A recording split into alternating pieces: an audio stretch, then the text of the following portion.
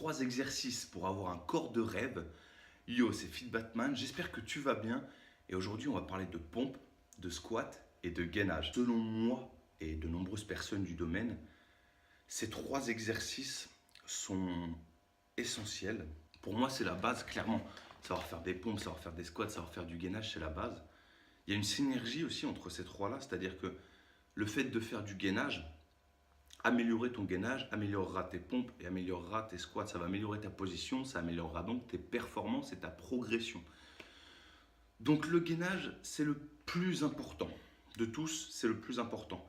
Ça te permettra d'avoir une bonne position, de maintenir tes muscles en profondeur serrés, contractés, de la bonne façon.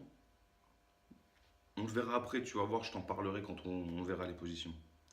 Donc dans un premier temps, on va voir l'utilité, l'impact, ce que ça peut t'apporter, ce que ça travaille, comment ça le travaille et comment le travailler mieux. Et dans un deuxième temps, on montera là-haut et on verra directement comment faire les pompes, comment faire du squat, comment faire du gainage correctement pour éviter de te blesser. Cette vidéo vient compléter la vidéo que j'ai faite plus tôt ici sur la routine quotidienne. Ça viendra... T'as pas besoin de cette vidéo-là pour mettre en place ta routine quotidienne, tu vois, mais ça te permettra d'améliorer ton mouvement et donc d'améliorer ta progression. Parce qu'en soi, que tu fasses des pompes correctement ou que tu fasses des pompes mal, ça te fera avancer. Pas forcément bien, ça te fera avancer. Quoi que tu fasses comme sport, du moment que tu lèves les bras, que tu lèves les jambes, tu vas perdre des calories, tu vois. Mais si tu fais le bon mouvement, tu auras une bien meilleure progression. C'est tout l'intérêt de prendre la bonne position. Moi, je suis une personne, je trouve qu'il est nettement plus important d'avoir une bonne position sur un mouvement que d'avoir un nombre de répétitions énorme ou mettre des charges énormes. Si tu mets 200 kg au développé couché, mais que la position elle est dégueulasse, je vois pas l'utilité, hormis pour pousser 200 kg, tu vois. Mais moi, personnellement, je vois pas l'utilité dans l'optique de progresser et de devenir un ninja. Je vois pas l'utilité de faire des mouvements dégueulasses. L'objectif, c'est d'être gainé, d'être droit, d'être une planche, tu vois, d'être un roc, d'être dur. C'est ça l'objectif, tu vois. Ce que je te propose, c'est de commencer de haut en bas. Donc, dans un premier temps, travailler le haut du corps. On va prendre juste cette partie-là. Toute cette partie-là, les pecs, les épaules, on ne va pas se faire chier avec delto, antérieur, postérieur et tout ça. Les épaules, en globalité. Les bras, triceps, biceps, l'avant-bras. Ça va être travaillé par les pompes. Renforcement du poignet aussi. Tu peux renforcer ton poignet en faisant des pompes. Je trouve important quand même de renforcer ces articulations parce que si aujourd'hui tu n'es pas en capacité de faire 5 pompes parce que tes muscles ne te le permettent pas, tes articulations elles vont sévèrement ramasser. C'est pour ça qu'on va avoir des alternatives plus simples et plus difficiles si jamais tu es en avance, entre guillemets, pour réaliser tes pompes sans te blesser et pour progresser continuellement. Avis aux mecs, faire des pompes sur les genoux, c'est pas mauvais. Il vaut mieux faire 10 belles pompes sur les genoux qui te feront bien travailler les pecs que faire 7 pompes dégueulasses sur les mains. Enfin, sur les pieds, sans les genoux, tu vois. C'est plus important d'avoir une bonne position que d'avoir beaucoup de répétitions. Donc voilà, les pompes, ça va te travailler tout le haut du corps et le dos. Le dos, ça dépend des pompes que tu vas faire, que tu vas exécuter. Les pompes traditionnelles, prises normales, elles vont pas forcément te faire travailler le dos. C'est vraiment un chouille, tu vois. Après, ça peut être au ressenti. Comme les muscles du dos sont derrière ceux des pecs et inversement. Quand le pec est en action, le dos relâche. Et quand le pec relâche, c'est le dos qui retient, tu vois. Mais bon, là, comme c'est un mouvement de poussée, la charge n'est pas énorme, tu vois, c'est minime. Ce qu'il va falloir, c'est mettre des variantes. Il y a énormément de variantes de pompes, il y a énormément de variantes de squat, il y a énormément de variantes de gainage. C'est pour ça qu'avec ces 3 exercices, tu ne peux pas t'ennuyer. Si tu fais tout le temps exactement la même chose, forcément tu vas t'ennuyer, mais encore une fois, ça ne dépend que de toi. C'est toi qui fais le programme. Donc voilà, il y a énormément de variantes. Et il y a des variantes qui vont te faire travailler bien plus le dos que d'autres en pompe. Après, on en reparlera peut-être là-haut, mais un truc que j'ai découvert aussi sur les pompes, c'est ton point d'appui. C'est-à-dire que si ton point d'appui il est situé ici, au niveau du pouce, tu vas avoir plus de force sur les pecs. Si ton point d'appui il est situé ici sur l'extérieur de la main, tu auras plus de force sur les triceps. Ce sera plus un exercice de force sur les triceps. Donc c'est intéressant quand tu veux par exemple bien cibler les pecs, bah, tu sais que ton point d'appui il doit se situer ici, au niveau du pouce. On verra certainement plusieurs variantes à la fin, je ferai peut-être plusieurs variantes et je mettrai ma voix par-dessus. Pour les pompes, tu peux aussi rajouter des poignets, là j'en ai pas, tu peux rajouter des poignets qui sont arrondis. C'est une poignée et puis il y a un truc qui est arrondi en dessous, une demi-sphère. C'est pas mal pour faire travailler les muscles micro-stabilisateurs. C'est vraiment intéressant parce que le fait de faire 10 pompes dessus, et ben, ça te permet de vraiment progresser sur tes pompes basiques. Moi je faisais ça quand j'étais à l'armée, j'avais des poignets qui te faisaient travailler ta stabilité. En fait c'est de la proprioception si tu veux faire des recherches, qui te font travailler ta stabilité et donc du coup après ça améliore ton gainage. Tu améliores ton gainage. Tu es obligé si tu veux pouvoir faire le mouvement correctement. Tu as ça, tu as les sangles de suspension aussi, type TRX. Là, tu peux vraiment bien travailler le dos, puis tu peux faire des pompes dessus. Mais après, là, on va parler sans matériel. Tu peux faire énormément de pompes différentes, tu peux faire énormément de gainage différents, tu peux faire énormément de squats différents. Maintenant, on va passer au gainage. Les abdos, c'est pas juste un muscle. Tu en as sur les côtés, tu en as devant, tu en as en profondeur. Le gainage, ça va faire travailler tes muscles qui sont le plus profonds, pas les muscles superficiels. Les muscles superficiels, ça va être par exemple des crunchs. Le mieux, c'est le gainage. Tu veux des abdos, fais juste du gainage, tu vas avoir tes abdos. C'est pas le fait de faire du poids avec de la contraction volontaire comme ceci, par exemple. Ça va faire grossir les abdos qui sont en surface. Ça va les pousser encore. Donc si par exemple tu as une couche de graisse, bah, tu vas avoir un gros ventre, même s'il y a des abdos, enfin ouais, un gros ventre, quoi. C'est pas très esthétique. Hein. Après tu fais ce que tu veux. Je suis pas là pour juger. Je te parle juste de mon point de vue à moi. Donc le gainage, ça va faire travailler ces muscles en profondeur qui vont permettre de repousser la surface qui est supérieure au muscle en profondeur, qui va permettre de repousser le muscle qui est supérieur au muscle en profondeur.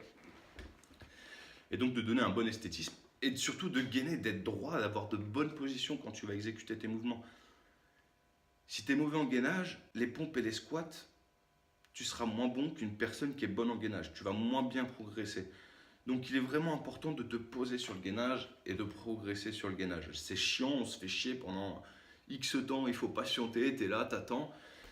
Je vais te montrer d'autres alternatives qui te permettent de réduire la durée de la séance et de maximiser l'impact de la séance. Donc le gainage, ça va être important pour avoir une bonne position, une bonne posture, même pour marcher dans la rue au quotidien, pour être droit sur ton fauteuil, pour, je sais pas, ça améliore ta vie au quotidien, le gainage. Le gainage, c'est la vie, tout simplement. Le gainage aussi, selon l'exercice de gainage que tu vas faire, tu as des gainages statiques et des gainages dynamiques. On parle bien du gainage des abdos, on ne parle pas des gainages jambes, gainage bras ou quoi. Ce qu'on appelle gainage, c'est le fait de faire de l'isométrie, de rester sans bouger, hein, de contracter le muscle à sa position, comment dire, de le mettre en tension, mais pas à fond, ni trop relâché, tu vois, juste de le mettre en tension. C'est ça le gainage. Tu peux faire du gainage en faisant des pompes, tu peux être en position pompe basse et tu fais du gainage pompe basse. Mais là, on parle vraiment du gainage des abdos. Tu vas pouvoir aussi renforcer ton dos selon les types de gainage que tu vas faire. Tu as des gainages dynamiques qui permettent vraiment d'attaquer un peu plus le dos, mais de manière générale, j'ai envie de dire, il vaut mieux faire des gainages spécifiques pour le dos, genre faire le parachutiste, le dauphin ou je sais pas. Mais ça, on en parlera plus tard. C'est pas le plus important quand tu vas faire du gainage. Tu mets un peu en tension tes lombaires de toute façon. Ça les travaille. Je peux te dire, j'ai travaillé pendant de nombreux mois juste en faisant ça. L'évolution quotidienne, je l'ai eu et je l'ai vu. Donc voilà, pour le gainage, c'est tout. Les gainages dynamiques te permettent vraiment de brûler pas mal de calories sans pour autant te faire super mal parce que ça va vite. Et c'est très intéressant au quotidien. Pour courir, ça améliore ta position. C'est hyper bénéfique que de faire du gainage. Maintenant, le squat. Le squat, il va te faire travailler toute la partie basse du corps. Ça va plus te faire travailler la partie jambes, un peu les fessiers. C'est surtout selon comment tu vas le faire et la position qui importe. Il y a des points à prendre en compte. Déjà dans ces trois positions, dans ces trois mouvements, squat, pompe et gainage, il est très important de rester droit tout le long du mouvement. Même si c'est un gainage, tu ne bouges pas durant le mouvement. Si c'est un gainage statique, il est très important de rester droit. Même un gainage dynamique, il est très important de rester droit. Le gainage. Le gainage, ça t'apporte le fait d'être droit. Si tu es droit sur ton squat, tu vas réussir à saisir tes fessiers, alors que si tu n'es pas droit, tu auras un peu plus de mal à les saisir. C'est pour ça qu'il est important de gainer quand tu fais ton squat. Des fois, il y a des personnes qui n'arrivent pas à gainer durant leur squat, c'est parce que le gainage n'est pas assez présent. Et il vaut mieux faire du squat au TRX, quoi. Ça permettra. Des fois, il y a la peur aussi quand tu fais ton squat de tomber en arrière, alors que non, il faut vraiment réussir à être presque à tomber en arrière. C'est la bonne position, qu'être presque à tomber en arrière. Et justement, comme tu gaines et comme tu contrôles ton mouvement, tu ne tombes pas en arrière, tu fais le mouvement correctement. Tu as des squats qui vont te permettre de faire travailler tes mollets, tu as des squats qui vont te permettre d'affiner tes jambes. Tout dépend comment tu vas utiliser le squat. Là, on va surtout voir la position du squat basique, mais les points clés, ce sont exactement les mêmes pour 98% de tous les autres squats. Ce qui est important sur le squat, c'est surtout de mettre ton poids sur le talon. Si aujourd'hui, tu n'as pas la progression que tu souhaites sur le squat, c'est possible que tu pousses sur la phase de remontée, sur la phase de poussée, sur la phase excentrique. Il est possible que tu pousses avec ta pointe de pied. Et c'est ce qui fait que tu n'as pas la contraction voulue au niveau des fessiers, mais plus sur le devant de la jambe. Ça, c'est un truc intéressant à retenir aussi, c'est que la pointe de pied va te faire travailler le devant et que le talon, il te fera plus travailler derrière, les ischios. Pareil, les ischios, c'est pas forcément le muscle qui est travaillé sur les squats. Il y a des exercices spécifiques pour ça, mais c'est pas le sujet, tu l'auras compris. Donc voilà, je pense qu'on a fait le tour. Ces 3 exercices, ils te permettent vraiment, ils peuvent vraiment te permettre d'obtenir le corps que tu souhaites aujourd'hui. Ce qui compte, c'est ce que toi tu vas faire, comment tu vas les appliquer et à partir de quand tu vas commencer ton programme. Parce que c'est toujours ça, c'est tout le temps une question de temps. Il faut patienter dans la vie, tu vois. Tu passes pas de 5 à 30 pompes comme ça du jour au lendemain. Et quand bien même tu passes à 30 pompes, je vois pas l'utilité de faire des séances de 30 pompes. Chacun son objectif.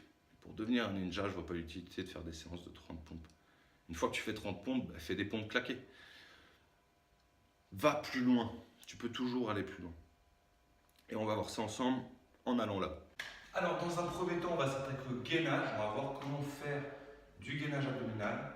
Ensuite, on va voir les squats et enfin les abdos. Le gainage, c'est vraiment le plus important pour améliorer la position des 2 autres exercices. Le gainage, c'est important déjà pour pouvoir te tenir droit. Pas être comme ça, sur ta chaise ou quoi. Pouvoir te tenir droit. Donc le gainage, si tu ne peux pas le faire sur les jambes parce que c'est peut-être trop dur pour toi, tu peux le faire sur les genoux. Tu peux poser tes genoux au sol. Il faut bien que tu rentres le bassin pour saisir tes abdos. L'important, c'est d'avoir la contraction musculaire. Tu peux relever les jambes, les pieds pour les décoller du sol. L'important, c'est d'avoir la contraction musculaire. Ça ne sert à rien de faire ça et de trembler ou d'avoir une position dégueulasse. On va voir déjà les quelques mauvaises positions qu'on peut généralement voir sur du gainage. Et ce que tu peux mettre en place simplement pour améliorer ta position. Généralement, ce qu'on voit dans le gainage, ça va être les fesses en l'air, des fesses par terre, des épaules trop hautes ou des épaules trop basses. Tu te mets sur les genoux.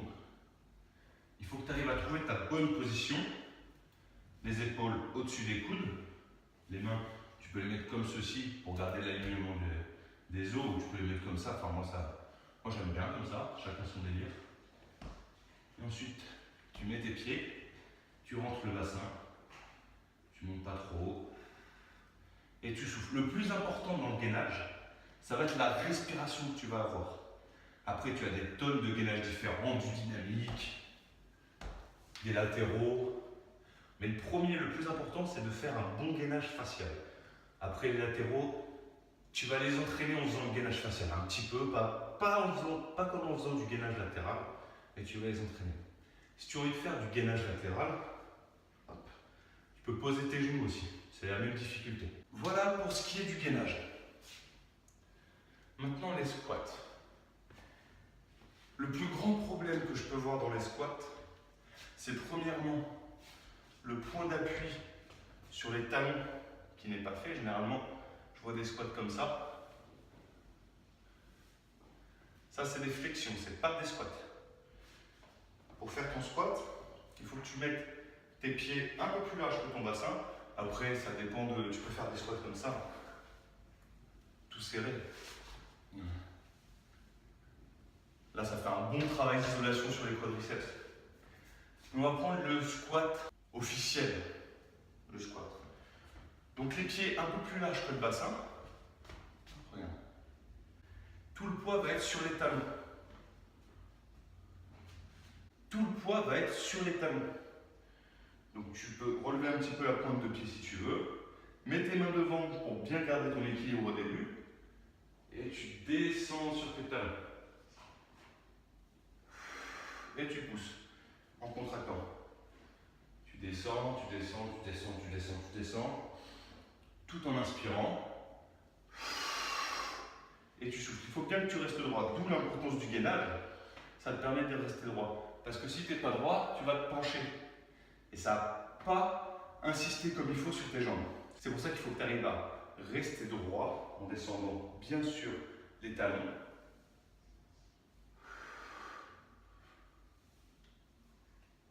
Je me contrôle en même temps. Tu peux rentrer le bassin. Il faut bien que tu gagnes. Ce qui est important sur le squat à retenir, c'est la position des talons enfoncés dans le sol et ils ne doivent pas décoller. Normalement, ton genou ne doit pas dépasser l'avant de ton pied. Tu vois? Ça doit être bloqué. Pour débuter, tu peux mettre un balai devant toi. Est-ce que j'en ai un maintenant? Voilà, mon pote le balai. Tu peux mettre un balai devant toi, tout ton poids sur tes talons.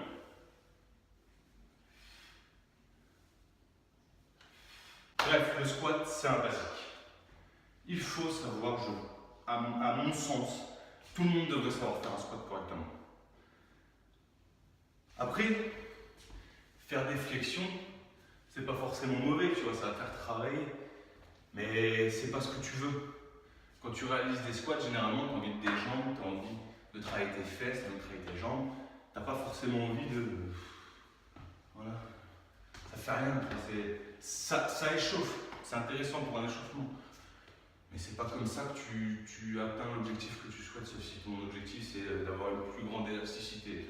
Maintenant, on va attaquer aux pompes. C'est mon favori. Personnellement, quand j'étais à l'armée, je faisais que ça. Je faisais que ça, et voilà le développement que ça te fait. Tu fais des pompes tous les jours, j'ai envie de te dire. Bon, il faut que tu fasses des pauses aussi pour pouvoir récupérer, mais faire des pompes, tu progresses à une vitesse phénoménale.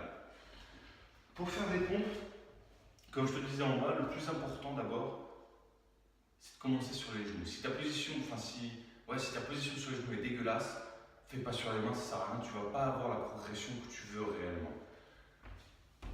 C'est exactement comme le gainage sur les genoux, on prend la partie supérieure, inférieure du quadriceps, le haut du genou, pour se poser dessus.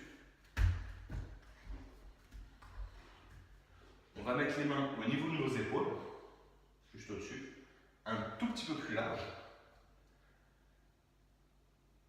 On va rester droit tout le long de la descente et bien contrôler sur les pecs. Il faut rester droit, il faut respecter le schéma bassin, torse, menton. Bassin, torse, menton. Et on pousse. Déjà, ça va te permettre d'améliorer tes pecs pour pouvoir faire de bonnes positions. Si tu arrives très bien, tu te mets bien droit, pense à rentrer le bassin de temps en temps pour gainer et pour pouvoir avoir les abdos qui tiennent bien, pour pas avoir une position dégueulasse, tu vois. Et tu descends. Tu pousses.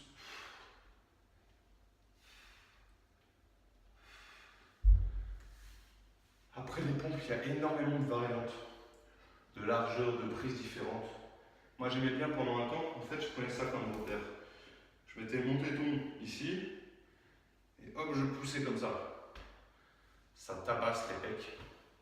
Les pompes, c'est vraiment un des exercices le plus intéressant et le plus important pour le corps, je trouve, si tu veux développer le haut. C'est pourquoi faire autre chose?